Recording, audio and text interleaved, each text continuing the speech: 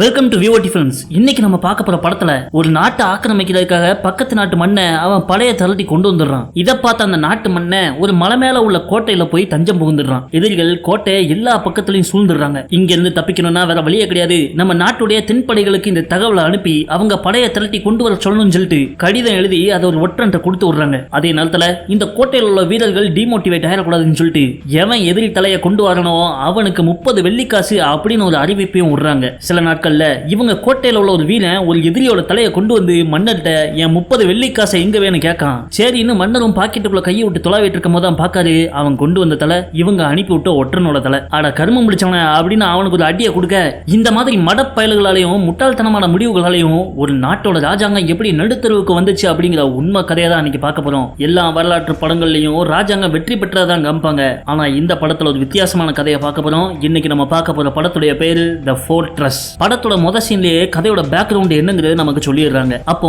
China மிங்கு China சிங்கு சைனான்னு ரெண்டா பிளவுபட்டு கிடந்துச்சு. இது ரெண்டுகளுக்கும் பக்கத்துல பொடியா இருந்த நாடு தான் கொரியா. கொரிய நாடு மிங்கு சைனாவுக்கு நட்பு நாடா இருந்துட்டு வர இந்த சிங்கு சைனாவோ இனிமேல் நீ எங்களுக்கு தான் சப்போர்ட் பண்ணணும்னு சொல்றாங்க. அதை கேட்காத கொரிய நாட அடிச்சு வழிக்கு கொண்டு வர்றதுக்காக அந்த சிங்கு சைனாவுடைய மன்னன் கான் அவனோட படைய கொரிய நாட்டுக்குள்ள அனுப்பி விடுறான். அதை பார்த்து அரண்டு போன கொரிய நாட்டு மன்னன் அவங்க நாட்டுடைய மிக உயரமான மலைக்கு மேல இருக்கிற கோட்டையில போய் தஞ்சம் புகுந்துறான். அது பனிக்காலம். கோட்டையில் உள்ளவங்கள பனி வாட்டி எடுத்துச்சு. அப்படிப்பட்ட காலகட்டத்தில் அந்த கொரிய நாட்டு மன்னன் தஞ்சம் புகுந்திருக்க மலைக்கு வெளியே வெள்ளை கலர் ட்ரெஸ் போட்டு ஜெய்ஜாண்டிக்கான ஒரு ஆளு கையில வாளோட ஒரு ஆத்த கடக்கிறதுக்காக வந்து நிக்காரு. கொரியன் நாட்டோட ராணுவ அமைச்சர் மினிஸ்டர் கிம் அவரை கொண்டு போய் ஆத்த கடந்து விட்டு வர்றதுக்காக அந்த வயசான போட்மேனு தன்னுடைய பேத்திட்ட நீ வீட்டிலே இரு நான் ஒரு காமலத்துல வந்துருவேன்னு சொல்லிட்டு கிளம்புறாரு. நேத்து நம்ம நாட்டுடைய மன்னர் இங்க வந்தாரா அப்படின்னு மினிஸ்டர் கிம் அந்த போட்டுக்காரர்கிட்ட கேட்க ஆமா வந்தாரு நான் தான் அவரை கடந்து கொண்டு போய் விட்டு வந்தேன் அப்படிங்கிறார். சீக்கிரமா அந்த சிங்கு சைனா நாட்டை சேர்ந்த ராணுவ படைகளும் இங்க வரும் அப்படின்னு சொன்னா அந்த போட்டுக்காரரோ வயசான என்ன அவங்க என்ன பண்ண போறாங்க அவங்க வந்தனா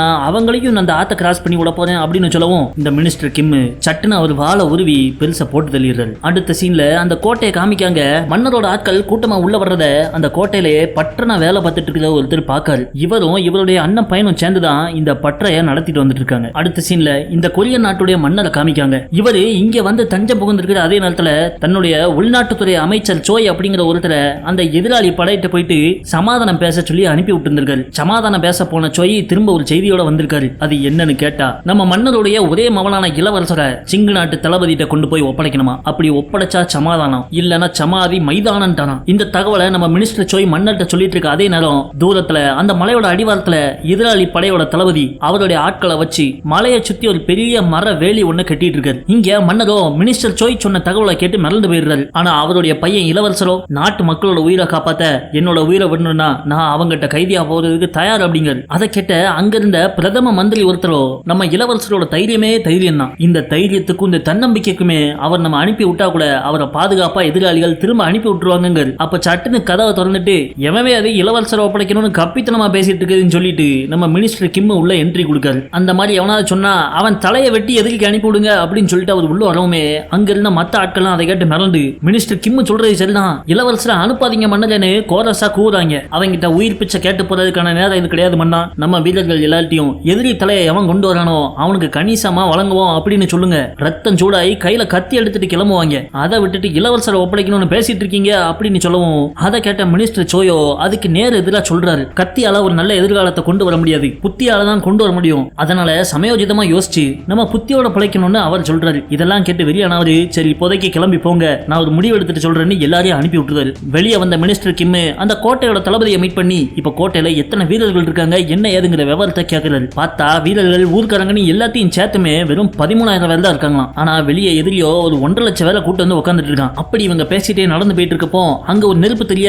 உடனே ஓடி போன கோட்டை தளபதி அந்த நெருப்பை 10 லட்சம் கழுத்துல கத்திய வச்சிருக்காரு. பார்த்தா அது நம்ம பட்டனோட அண்ணப்பைய. அதை பார்த்த பட்டன் ஓடி வந்து கீழே மண்டிட்டு மன்னிப்பு கேட்காரு. இப்படி கோட்டை சூத்துல உட்காந்துட்டு தீய பொறுத்தனா எதிரிகளுக்கு நம்மளுடைய வீரர்கள் எங்க இருப்பாங்கன்னு கரெக்டா தெரிஞ்சிடும் சொல்லி இந்த தப்ப மன்னிக்க முடியாதுன்னு பயலோட மண்டைய சீவ பார்க்காரு கோட்டை தளபதி. அப்ப நம்ம பட்டேன் குறைஞ்சது எங்களுக்கு வைக்கோலை கொடுத்தீங்கன்னா அதை எங்க மேல சுருட்டிக்கிட்டு இந்த பணியில இருந்து எங்களை பாதுகாத்துக்கிடுவோம் ஐயா அப்படின்னு கெஞ்சி கேட்காரு. அந்த ஐடியாவை கேட்ட மினிஸ்டர் கிம் பரவாயில்லையா அப்படின்னு சொல்லிட்டு நம்ம பட்டனோட பேரை கேட்டு தெரிஞ்சுக்கிறாரு. அன்னைக்கு நைட்டு மன்னர் மினிஸ்டர் சோயை நேர்ல சந்திச்சு ஒருவேளை எதிரி தளபதி சொன்ன மாதிரி நான் இளவரசரை அனுப்பலாம் என்ன ஆகும்னு கேட்காரு. அப்படின்னா உங்களை வர சொல்லுவாங்கன்னு சொல்றாரு. ஆத்தி இது அதை விட பயங்கரமா இருக்கு இப்ப என்னையா பண்றது அப்படின்னு கேட்டா மினிஸ்டர் சோய் எனக்கு இன்னொரு வாய்ப்பு கொடுங்க நான் திரும்பவும் எதிரி தளபதிட்ட போய் ஏதாவது சமாதானம் பேச அரச பாக்கன்னு சொல்லிட்டு அரண்மனை விட்டு கிளம்புறாரு. அப்ப நம்ம மினிஸ்டர் கிம்மோ கோட்டை சவர்ல இருக்கிற வீரர்கள்லாம் குளிர்ல பயங்கரமா வாடிக்கிட்டு இருக்காங்க. அவங்களுக்கு உதவி பண்றதுக்கு நம்ம வைக்கோலை கொடுத்தனா அதை உடம்புல சுருட்டிக்கிட்டு பனியில இருந்தும் கீழே குளிரான தரையில இருந்தும் தங்களை பாதுகாத்துக்கிடுவாங்க.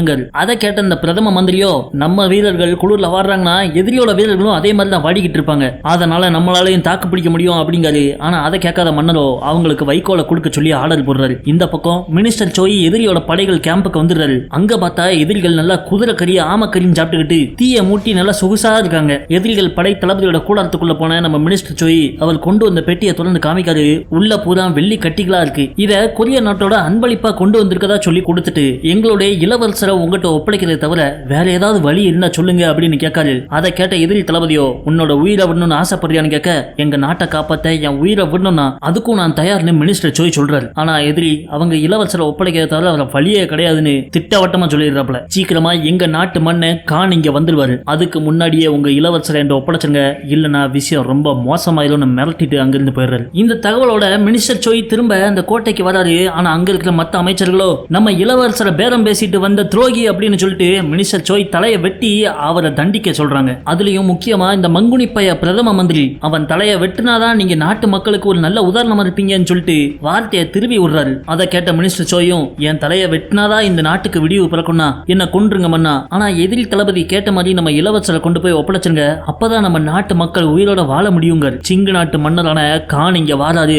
அப்படிங்கிற தகவலை சொல்றாரு. அதை கேட்ட மன்னருக்கு நாடி நரம்பெல்லாம் அரண்டு போயிடுது. ஆனா மினிஸ்டர் கிம்மோ வழக்கம் போல வீராதீரமா கான் வர்றதுக்கு முன்னாடியே நம்ம எதிரிகளை அடிச்சு விரட்டினாதான் உண்டு, அவர் வந்துட்டுனா சண்டை இன்னும் டிஃபிகல்ட் ஆயிருங்க. அதை புரிஞ்சுக்கிட்ட மன்னரும் உடனே நம்ம தென்னாட்டு படையை இங்க வர சொல்லி நான் செய்தி அனுப்பி விடுறேன் அப்படிங்கிற போருக்கு தயாராகிறாங்க. அடுத்த நாளே கோட்டச்சவர்ல உள்ள வீரர்களுக்கு எல்லாம் நம்ம மினிஸ்டர் கிம் சொன்ன மாதிரி வைக்கப்போர் போய் சேருது. கோட்டை தளபதி வீரர்கள் எல்லாரையும் ஒரே இடத்துல கூட்டி இவங்க எதிரிகளோட போருக்கு போக போறாங்க அப்படிங்கறத அறிவிச்சிடுறாங்க. அது மட்டும் இல்லாம எதிரி தலையை எவன் கொண்டு வந்தாலும் ஒவ்வொரு தலைக்கும் 30 வெள்ளிக்காசு பரிசுன்னு அறிவிச்சிடுறாங்க. அதை கேட்ட வீரர்களுக்கும் உள்ள ஆசை பூக்குது. கையோட கையா தென்னாட்டு படைகளை கூட்டு வர்றதுக்காக ஒரு கடிதத்தை எழுதி அதை ஒரு ஒற்றன்ட்ட கொடுத்து சீக்கிரமா போய் நம்ம தென்னாட்டு படைகளை சப்போர்ட்டுக்கு கூட்டுவான்னு அனுப்பி விடுறாங்க. அன்னைக்கு சாயங்காலம் எதிரியோட ஒரு சின்ன கேம்ப் போய் அட்டாக் பண்ணலாம் அப்படின்னு சொல்லிட்டு கோட்டை தளபதி அவருடைய ஆட்களை கூப்பிட்டு வெளியே நடந்து போய்கிட்டு இருக்காரு. அப்ப சலச்சலன்னு ஏதோ சத்தம் கேக்கு. உடனே துப்பாக்கி எல்லாம் லோட் பண்ணுங்க அப்படின்னு சொல்லவும் அப்பெல்லாம் துப்பாக்கிக்குள்ள கன் பவுடரை போட்டு இரும்பு குண்டை போட்டு தான் அடிப்பாங்க. அப்படி கன் பவுடரை போட்டுட்டு இருக்கப்போ சடார்னு மறைஞ்சிருந்த எதிரிகள் பாஞ்சு வந்து இவங்களை தாக்க ஆரம்பிச்சிடுறாங்க. நம்ம ஆளுங்க வர வழி இல்லாம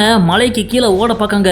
ஆனா சர்ப்ரைஸா அவங்க தாக்கலனால வர வழி இல்லாம திரும்ப சண்டை போட வேண்டியதா இருந்து. ஆனா இவங்க வச்சிருக்கிற துப்பாக்கியால நேரா குறி வச்சு கூட சுட முடியல. எப்படியோ அந்த சண்டையில இருந்து நம்ம பட்டனும் அவன் அண்ணன் பையனும் உயிர் பழச்சி திரும்ப கோட்டைக்கு ஓடி வந்துடுறாங்க. அன்னைக்கு நைட்டு பட்டன் நேரா மினிஸ்டர் கிம்ம பார்த்து இந்த துப்பாக்கி அவர் முன்னாடி வச்சு நான் தெக்க சுட்டா குண்டு வளர்க்க போகுது, நம்ம ஆயுதங்கள் எல்லாம் கோணல் மானலா இருக்கு தலைவரே, இதை கொண்டுட்டு எதிரிகள்கிட்ட சண்டை போடுறதுக்கு நம்ம கையால நம்மளே சுட்டுட்டு செத்துடலாங்க. இதை கேட்ட மினிஸ்டர் கிம்மோ நீ உன்னோட சுப்பீரியர்கிட்ட சொல்லாம ஏன்ட்ட எதுக்கடையே வந்து சொல்ற அப்படின்னு கேட்டா அதெல்லாம் ஏகப்பட்ட வாட்டி சொல்லியாச்சான், அவங்க எந்த ஆக்ஷனும் எடுக்கல போல இருக்கு. ஆனா இவள்கிட்ட வைக்கோலை கொடுங்கன்னு சொன்னதுக்கு அப்புறம் அது வந்து சேர்ந்தனால இந்த விஷயத்தையும் சொன்னா இதுக்கு ஒரு விடிவுகளை மறக்கும் சொல்லிட்டு நம்ம பற்ற மினிஸ்டர் கிம்மிட்ட இவங்க வச்சிருக்கிற ஓட்டலாக்க ஆயுதங்களை பத்தி சொல்றாரு. அதை கேட்டுட்டு சரி பாப்போம் சொல்லிட்டு அவரும் பட்டனா அனுப்பி விட்டுருந்தாரு. அடுத்த நாள் காலையில எதிரிகளோட படைய காமிக்காங்க. அங்க அவங்க பீரங்கி எல்லாம் கொண்டு வந்து செட் பண்ணிக்கிட்டு இருக்காங்க. அவங்க மன்னர் காணு வர்றதுக்கு முன்னாடி எல்லாம் தயாரா இருக்கணும்னு அந்த தளபதி வேலையை புளிஞ்செடுக்காரு. இங்க மன்னரோ அனுப்பின ஒற்றை இன்னும் திரும்ப செய்தியோட வரலையான்னு பரபரப்புல வெயிட் பண்ணிட்டு இருக்காரு. ஆனா மினிஸ்டர் சோய் சபையில ஆளே காணும். அந்த வாய்ப்பை பயன்படுத்தின பிரதம மந்திரியோ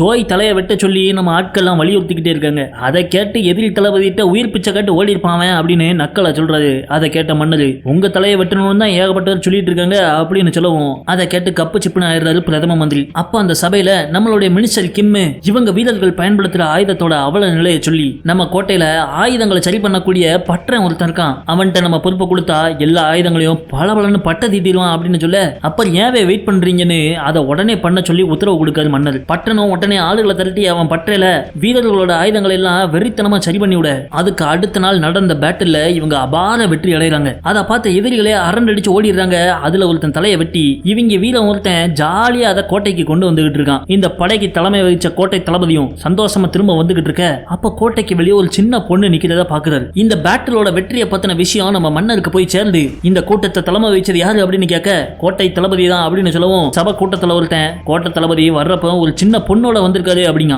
இவங்க சண்டையில வெற்றி பெற்ற தினத்துல ஒரு சின்ன பொண்ணு வந்ததை நல்ல சகுனமா பாக்குற நம்ம மன்னர் அந்த பொண்ணுகிட்ட பேசணுங்க. ஆனா பிரதம மந்திரியோ ஒரு கீழ் ஜாதி பெண்ணுட்டு நீங்க பேசுறதா அது உங்களுக்கு கலங்க விளைவிக்கும் மன்னரே அப்படிங்கிறது. நீ கண்ணீர் கொஞ்சம் சாத்தி தீரும், அந்த பொண்ணை கூட்டு வாங்கன்னு இவர் சொல்லிடுறாரு. உடனே அந்த சின்ன பொண்ணை கூட்டு வந்து நம்ம மன்னர் முன்னாடி நிப்பாட்டுறாங்க. அப்போ நீ எப்படி இந்த கோட்டைக்கு வந்து சேர்ந்தன்னு கேட்டா, என் தாத்தா கூட அந்த ஊர் ஓரமா நான் வாழ்ந்துட்டு இருந்தேன், திடீர்னு ஒரு நாள் எங்க தாத்தா காணாம போயிட்டாரு அப்படின்னு தலையை குனிஞ்சு நிக்கா. அப்ப அங்க இருக்கிற மன்னர் அசிஸ்டன்ட், இவ தாத்தா ஒரு படகோட்டி, ஊருக்கு வெளியே ஒரு சின்ன படகு வச்சு ஆத்த கடந்து விட்டுக்கிட்டு இருப்பாரு, உங்களை கூட அவர் தான் ஆத்த கடந்து கொண்டு வந்து விட்டாரு மன்னரே அப்படின்னு சொல்லவும், அதை கேட்ட நம்ம மினிஸ்டர் கிம்முக்கு மனசு குறுகி போயிருது. மன்னரோ, ஓ அவர் பேத்தியா நீ, உங்க தாத்தாவை எதிரிகள் தூக்கிட்டு போயிட்டாங்களா, கவலைப்படாத, நான் அவரை கண்டுபிடிச்சு தாரேன் அப்படின்னு சொல்லிட்டு அது வரைக்கும் அந்த பொண்ணை இவங்க கோட்டையிலே தங்க சொல்லி அனுமதிக்காரு. அதுவும் அந்த பொண்ணை பாத்துக்கிற பொறுப்பை நம்ம மினிஸ்டர் கிம்மிட்ட ஒப்படைக்காரு. கனத்த இதயத்தோட நம்ம மினிஸ்டர் கிம் அந்த சின்ன பொண்ணை கூட்டு போய் ஒரு வீட்டுல தங்க சொல்லி விடுறாரு. அப்ப அந்த பொண்ணு, அங்கிள் என் தாத்தாவை நீங்க கண்டுபிடிச்சு கொடுப்பீங்களா அப்படின்னு கேட்கா. அவர் பதில் சொல்லாம அங்கிருந்து கிளம்பிடுறாரு. அவர் செஞ்ச பாவத்தால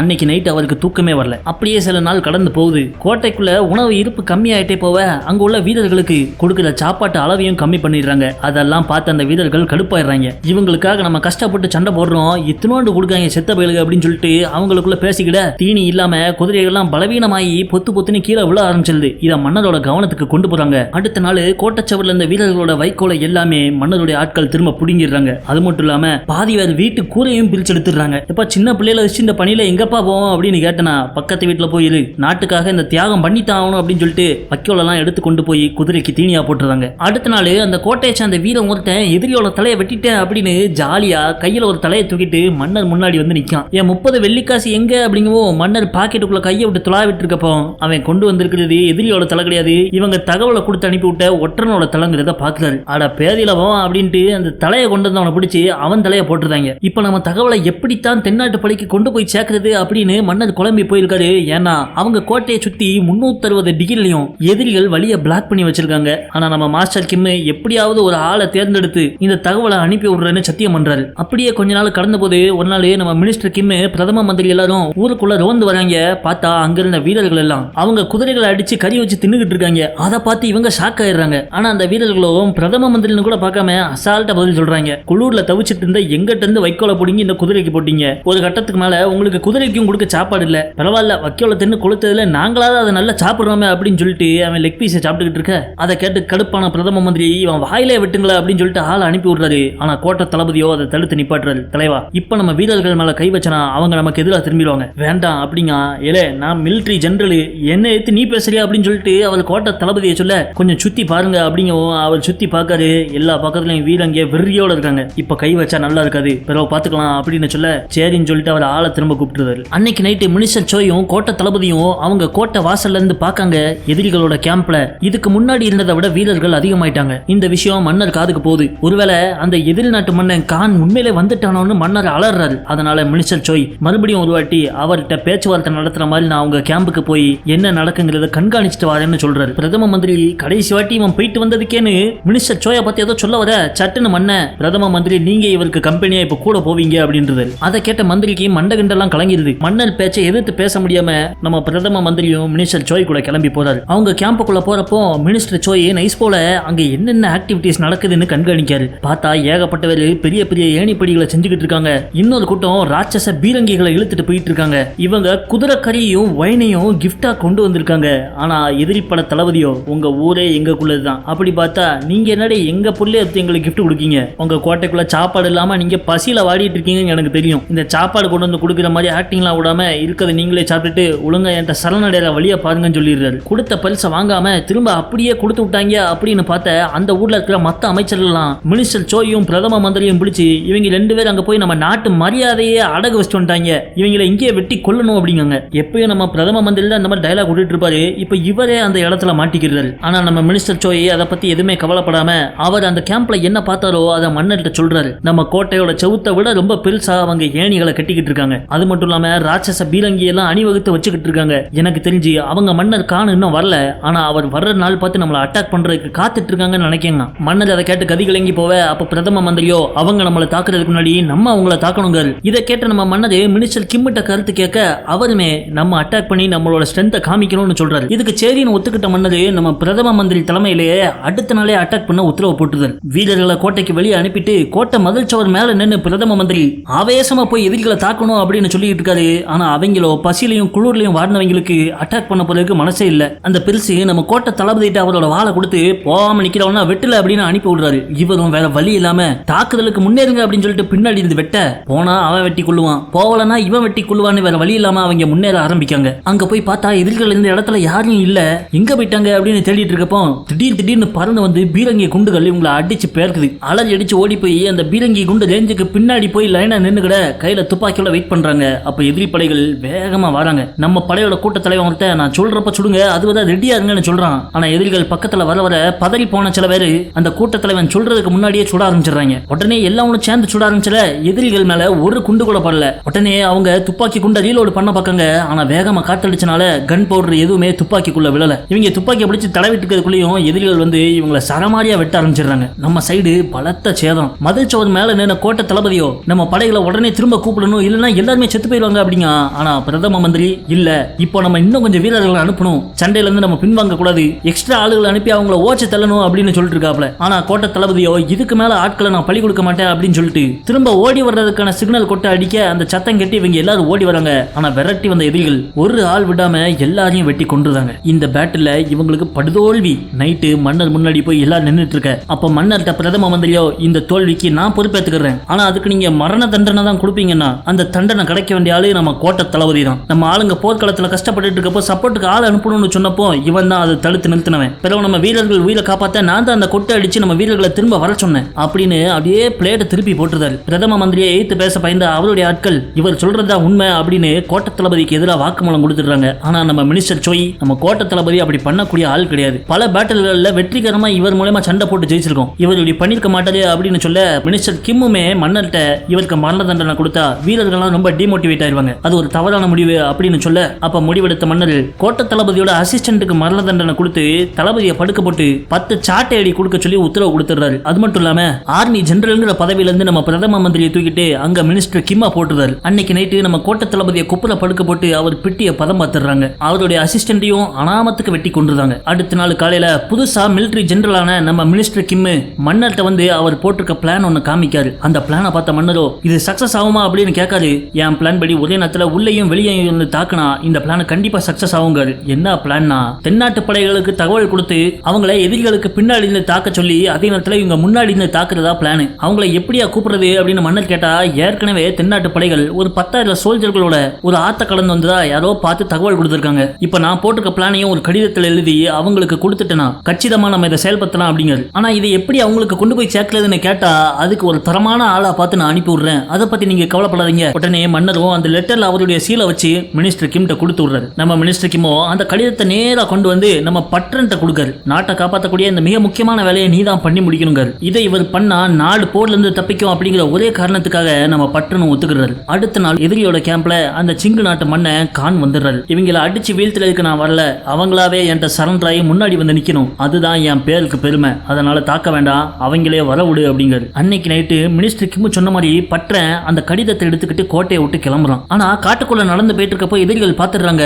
இவரை விரட்டி ஓடிட்டு இருக்கமோ இவர் மேல அம்ப விட்டுருந்தாங்க. ஆனா அந்த குத்தையும் வாங்கிட்டு இவர் அவங்க கண்ணில் மண்ணத்தை விட்டு எப்படியோ தப்பிச்சு ஓடிடுறாரு. ஆனா அடுத்த நாள் நம்ம மன்னருக்கு அந்த மகாராஜா கான்ட்ட இருந்து ஒரு கடிதம் ஒண்ணு வருது. அதுல என்னடான்னா நான் நினைச்சேன்னா இப்பவே உன் கோட்டையை அடிச்சு தவிடுபடியாக்கி உன் காத்தமாக 2 போட்டு இழுத்துட்டு போக முடியும், ஆனா சண்டை வேண்டாம்னு நினைக்கிறேன், அதனால நீயாவே என் கோட்டைக்கு வந்து என் முன்னாடி மண்டிட்டு உன்னையும் மக்களையும் உயிரோட விடுறேன் அப்படின்னு எழுதியிருக்காரு. இங்க நம்ம கோட்டையோட நிலைமையும் ரொம்ப மோசமா தான் இருக்கு. குதிரை எல்லாம் செத்து போய் எலும்பு கூடுகளா தான் கிடக்கு, மக்களுக்கு திங்கிறதுக்கு சோறு இல்ல, பனி வேற வாட்டி எடுக்கு, அதனால இவங்களுக்கும் நேரம் குறைஞ்சுக்கிட்டே போகுது. எதிர்நாட்டு மன்னனோ கடிதத்துல வர்ற பௌர்ணமி அன்னைக்கு வர வெயிட் பண்ணுவேன், அதுக்கு மேல நீ சரண்டர் ஆகலன்னா கோட்டையோட சோறுகளை பீரங்கிய விட்டு இடிச்சிருவேன்னு எழுதியிருக்காரு. இந்த கடிதத்தை பார்த்து மிரண்டு போன மன்னர் 2 நாளா ரூம் விட்டே வெளியே வரல. 3ஆவது நாள் வெளியே வந்தபடி அவர் அமைச்சர்லாம் கூட்டி இந்த கடிதத்தை காமிச்சு இதுக்கு என்ன பண்ணலாம்னு கேட்க மினிஸ்டர் சோய் வழக்கம் போல கான் இங்க இருக்கிறப்பவே நம்ம அவர்கிட்ட போய் சரண்டர் ஆகுறது நல்லது அப்படிங்காரு. ஆனா மினிஸ்டர் கிம்மும் வழக்கம் போல எதிர்கிட்ட சரண்டர் ஆகுறது கோலத்தனம், அதை பண்ணக்கூடாதுங்காரு. அதை கேட்டு கடுப்பான மன்னர் தென்னாட்டு படைக்கு தகவல் அனுப்ப ஒருத்தனை அனுப்பி வச்சே அவன் என்னவே ஆனா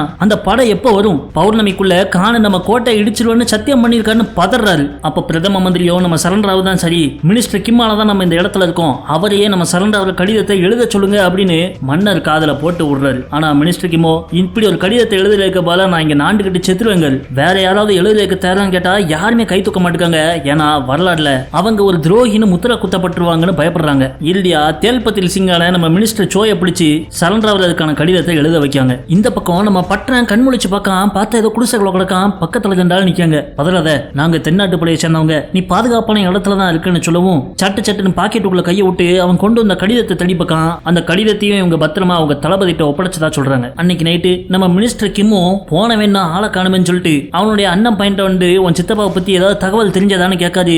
அவனுமே அவர் போன பிற்பாடு எந்த ஒரு பேச்சுவார்த்தையும் இல்லைன்னு சொல்லிடுறான். அடுத்த நாள் காலையில மகாராஜா கானுக்கு சரண்டர் லெட்டர் எழுதியிருக்காங்க அப்படிங்கிற செய்தி அங்குள்ள அமைச்சர்களுக்கு தெரிய வந்துருது. உடனே எல்லாரும் கூட்டமா சேர்ந்து மன்னரோட ரூமுக்கு வெளியே வந்து உட்காந்து இந்த கோலத்தனமான கடிதத்தை எழுதின மினிஸ்டர் சோயை இங்கே தலையை வெட்டி கொள்ளுங்கன்னு கூட்டமா கோயந்தா போட்டுக்கிட்டு இருக்காங்க. அவங்களோட அரைக்கோவலுக்கு எந்த வித ரெஸ்பான்ஸும் கொடுக்காம மன்னர் உள்ளே உட்காந்துக்கிட்டு இருக்காரு. இந்த பக்கம் மினிஸ்டர் கிம் கொடுத்து விட்ட அந்த உதவிக்கான கடிதம் தென்னாட்டுப்படை தளபதி கைக்கு போய் சேர்ந்துருது.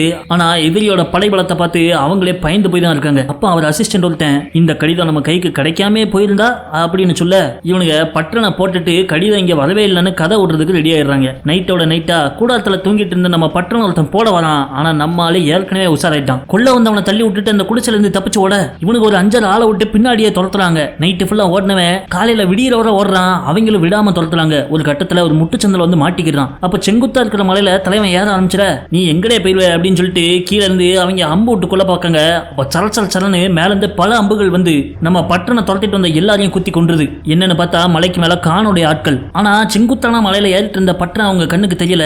அவங்க அம்பு விட்டு கொன்ன இந்த கொரிய வீரர்களை பார்த்து இவங்க கேம்ப் எதுவும் பக்கத்துல இருக்கும் போலய என்ன எதுவும் தேடி பிடிச்சு கரையை முடிச்சுவாங்கன்னு ஒரு கூட்டத்தை அனுப்பி விட்டுருந்தாங்க. அவங்க போன பிறகு நம்ம பட்டனை மலையேறி போய் அந்த தென்னாட்டு படைகள் கேம்ப் போட்டு இந்த இடத்த பார்க்க அவங்க எல்லாமே செத்து மடிஞ்சு கிடக்காங்க. அதுக்கு அடுத்த நாள் பௌர்ணமி. நைட்டு பூரா நம்ம மினிஸ்டர் கிம் மதில் சவுத்திலே நின்று தென்னாட்டு படைகள் வருவாங்களான்னு அவளோட காத்துட்டு இருந்தாரு. ஆனா ஒரு பயிலும் வரல. அடுத்த நாள் வீடியோவுமே நம்ம மினிஸ்டர் சோயி சரண்டர் ஆகணும் அப்படிங்கிற கடிதத்தை எடுத்துக்கிட்டு மகாராஜா கான்ட்ட கொடுக்கறதுக்காக குதிரையில கிளம்பி போறாரு. ஆனா அவர் போறதுக்குள்ளேயும் கொடுத்த டைம் முடிஞ்சிட்டேன்னு மகாராஜா கானு பீரங்கிகளை விட்டு இவங்க கோட்டையை தாக்க ஆரம்பிச்சிடறாரு. டம்முன்னு செவுரை அடிச்சு இடிஞ்சு விழுறத பார்த்த நம்ம சோயி குதிரையை வேகமா ஓட்டிக்கிட்டு எதிரிகளோட படையை நோக்கி போறாரு. ஆனா அதுக்குள்ளேயும் எதிரிகள்லாம் அந்த கோட்டைக்குள்ள பூந்து இருக்கிறவன்லாம் வெட்ட ஆரம்பிச்சிடறாங்க. ஒரு பயங்கரமான போர் நடக்கு. பாதி தூரம் அடிச்சு வெளுத்துட்டு இருக்கப்போ நம்ம மினிஸ்டர் சோயி எப்படியோ அந்த மகாராஜா கானு முன்னாடி போய் மண்டிட்டு அந்த கடிதத்தை காமிச்சு நாங்க சரணடைறோம் உடனே அட்டாக்க நிப்பாட்டுமையா அப்படின்னு கண்ணீர் விட்டு கதறாரு. ஆனா அதுக்குள்ளேயும் அங்க நடந்துட்டு இருந்த சண்டையில நம்ம பட்டனுடைய அண்ணன் பையனை எதிரி குத்தி கொன்றுதான். ஒருத்தனையும் கோட்டைக்குள்ள விடக்கூடாதுன்னு முன்னாடி நின்று சண்டை போட்டுட்டு இருந்த நம்ம கோட்டை தளபதியும் போட்டு தெளிறாங்க. இறுதியா மகாராஜா கானோட உத்தரவுல அந்த தாக்குதலை நிப்பாட்ட சொல்லி சிக்னல் கொடுத்துறாங்க. அங்க இருந்து தப்பிச்ச பட்டன் இவங்க கோட்டைக்கு வந்து பார்க்க கோட்டையை இடிஞ்சு கிடக்கு. தன்னுடைய அன்புக்குரிய அண்ணன் மகன் அங்க அனாத பணமா கிடக்கும். இவங்க சரணடைஞ்ச அடுத்த நாளே மகாராஜா கானுடைய ஆட்கள் இந்த கோட்டைக்குள்ள வந்து அங்க இருக்கிற நூல்களை எல்லாம் கிழிச்சு எரிச்சிடுறாங்க. நம்ம கொரிய நாட்டு மன்னரையும் மகாராஜா முன்னாடி வந்து 9 தடவை மண்டிட்டு மன்னிப்பு கேட்க சொல்லி அவங்க ஒரு ஸ்பெஷல் கண்டிஷனை போட்டிருக்காங்க. அதுக்கு எல்லாரும் தயாராகி போறாங்க. ஆனா நம்ம மினிஸ்டர் கிம்மோ அவங்க கூட சேரல. இப்படி கோலத்தனமா எதிரியோட கருணையில வாழ்றதுக்கு நான் வீரமா செத்தே போயிடுவேன்னு சொல்லிட்டு அவர் பாதுகாப்பா வளர்த்துட்டு இருந்த அந்த போட்டுக்கார தாத்தாவுடைய பேத்திய நம்ம பட்டன்ட்ட கொண்டு வந்து ஒப்படைச்சு இனிமேல் நீ ஓ மக மாதிரி இவளை வளர்க்கணும்னு சொல்றாரு. ஆனா இவள்னால இவர் கூட இருந்ததுல அவரை விட்டு பிரியறதுக்கு அந்த குட்டி பாப்பாக்கு மனசுல கண்ணீர் விட்டு அழுகுறா. ஆனா நம்ம மினிஸ்டர் கிம்மோ இந்த பனிக்காலம் முடியவும் நான் உன்னை தேடி வருவேன் அப்படின்னு சொல்லிட்டு விட்டு போயிடுறாரு. ஆனா திரும்ப அவர் வீட்டுக்கு போனவரு தன்னுடைய வாளையை எடுத்து அவர் கையாலேயே தான் உயிரை மாச்சுக்கிறார். இங்க நம்ம கொரிய நாட்டு மன்னரும் எதிராளி மகாராஜா கான் முன்னாடி போய் 9 தடவை மண்டிட்டு அவருடைய தோல்வியை ஒத்துக்கிட்டு சரணடைஞ்சார். அதோட அந்த போர் முடிவுக்கு வந்துச்சு. ஆனா அந்த போருக்கு பிற்பாடு சும்மா 5 லட்சம் கொரிய ஆட்களை அடிமைகளா சிங்கு பண்ண எடுத்துட்டு போனான். ஆனா அப்படியே சில பல மாதங்கள் உருண்டோட இந்த கொரிய நாட்டுல மறுபடியும் அமைதி நிலவுச்சு. நம்ம பற்றன் அந்த சின்ன பாப்பாவை தன்னுடைய மகளாவே எடுத்து வளர்க்க ஆரம்பிச்சான். காலங்கள் பழையபடி நிம்மதியாவ மக்களோட இயல்பு வாழ்க்கை திரும்ப கிடைச்சது. ஆனா ஒரு சில முட்டாள்தனமான முடிவுகளால மலை மேல இருந்த கோட்டையில இருந்தும் ஒரு எதிரி படையிட்டு எவ்வளவு கேவலமா வீழ்ந்தாங்க அப்படிங்கிற வரலாறு தான் இன்னைக்கு கதையில பார்த்தோம். இன்னைக்கு பார்த்த இந்த வரலாற்று படம் பிடிச்சிருந்தா நம்ம வீடியோக்கு லைக் பண்ணுங்க. இதே மாதிரி நம்ம நாட்டுல நடந்த உண்மை வரலாறு பற்றின படங்களை பார்க்கணும்னு ஆசைப்பட்டீங்கன்னா வீடியோக்கு லைக் பண்ணிட்டு கமெண்ட்ல எஸ்ன்னு டைப் பண்ணுங்க. அத்தோட சேனலையும் சப்ஸ்கிரைப் பண்ணுங்க. வீடியோ பார்த்ததுக்கு நன்றி.